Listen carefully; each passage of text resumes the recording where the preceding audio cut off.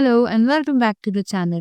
Today we are going to start with inferential statistics in R.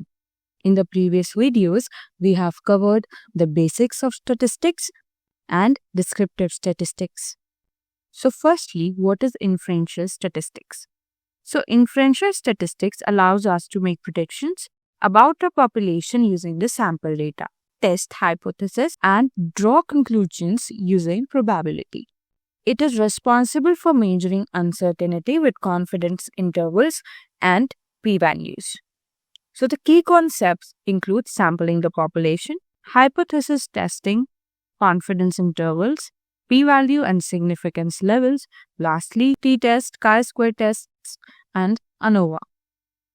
Moving on, let us understand what is sampling and population.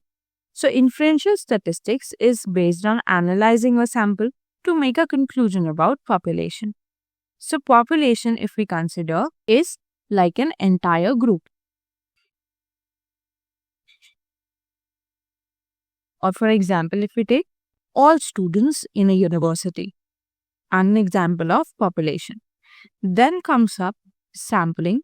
It is a small group that we take out of the entire group. For example, there are around 2000 students in a university and we took only 100 to perform some predictions. Let's say we need to create a population of numbers from 1 to 1000. We can do it simply in R by passing on the values of 1 to 1000 to the variable population. Next is selecting random sample of 50 values. The function sample here, it selects a random subset from the population and then we have replace equals false. That ensures that there is no repetition. Again, size is 50 to ensure that we have the 50 values. And lastly, we will print the sample data. Moving on to hypothesis testing, it helps in determining if a result is statistically significant or occurred by random chance. So the first one is null hypothesis or H0, that no effect or difference exists. Next is alternative hypothesis or H1, a significant effort or difference exists. So we can just look at the steps of how we can perform this type of testing. The first one is defining our H0 and H1. Then we need to choose our significance level alpha. That is typically 0.05 or 5% of our sample data. Next, we need to choose the test we need to perform, whether it is t-test, chi-square test, or ANOVA. Lastly, we compute test of statistics and p-value and compare the p-value with our significance level, that is alpha. So if the value of p is less than 0.05, then we need to reject the null hypothesis or H0. Next comes up is confidence intervals. So confidence interval or CI estimates the range in which the true population parameter lies. So it is, you can just think of it as range. So formula for if we consider 95% of confidence interval, the formula for it will be CI equals mean plus minus Z multiplied by SD under root n. So this is the basic formula for calculating 95% of confidence interval in any sample data set. Moving on to the code example of confidence interval. The first step is our sample data. Then we need to calculate our mean and standard deviation using the functions of mean and SD. Then we need the sample size, that is n. Lastly is 95% confidence interval calculation. That is, as you can see, the formula being put in here, lower bound, upper bound, and then finally printing the lower and the upper bound. So what is actually going on here, that the entire code calculates 95% confidence interval using the sample mean and standard deviation, as we can understand. And narrower the confidence interval, more precise is the estimate.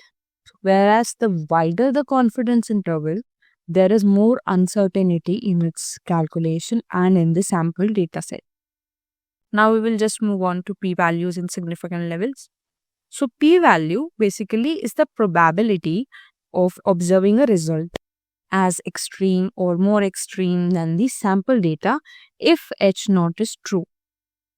This is a condition associated if H naught is true for this. And if P is less than equal to 0.05, then we reject H naught. That is a significant result. And if it is greater than 0.05, we fail to reject H naught because it is a non-significant result presented to us. So here, if we take this example code, we just have two sample groups there. Then we are performing an independent t-test onto these groups and finally printing its result. So what this t.test function does, it checks if means of two groups are significantly different or not. And here, if after the t-test is performed, the p-value will be less than 0.05. That is, we are having a significant result and means are significantly different of these two groups. Now, common statistical tests are the first one, as we were talking about, is t-test, that is comparing two groups. It is used to check if two groups have significantly different means. So, there are basically three types of t-tests. The first one is one sample t-test. It compares sample mean to known value. Next we have is two sample t-test. It compares means of two independent groups. Lastly, we have paired t-test. So it compares means of same group before and after the treatment. So here in this example, we are taking two sample t-tests, that is two independent groups to be compared with each other. So here alternative equal to two-sided checks for both the directions of the groups, and conf dot level equals to 0.95 means we are taking 95% of the confidence interval here. Rest the t.test function is same, and lastly we are printing the test result. Next we have is chi-square test or categorical data association. It is used to test association between two categorical variables. So here in this example, firstly we had created a matrix, then we are performing a chi-square test, and lastly we are printing its value. So understanding the function chi-sq.test, that it checks if two categorical variables are interrelated to each other or not. And chi-square test is basically used in surveys analysis and market research. Moving on to the last topic, ANOVA. It is used in comparing more than two groups. Basically, it is used if more than two group means are different. Here in this code example, we have just created three example data sets and then the data frame that has a replica of each of them. And then we are performing the ANOVA testing and lastly printing its result. So the AOV function that we have in the part of ANOVA testing. So it tests if group means are significantly different or not. And ANOVA is basically used in medical research, marketing, and finance.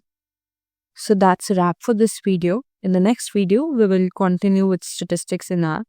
And if you found this video helpful, then please give it a like, share with your friends, and subscribe to the channel to help us grow.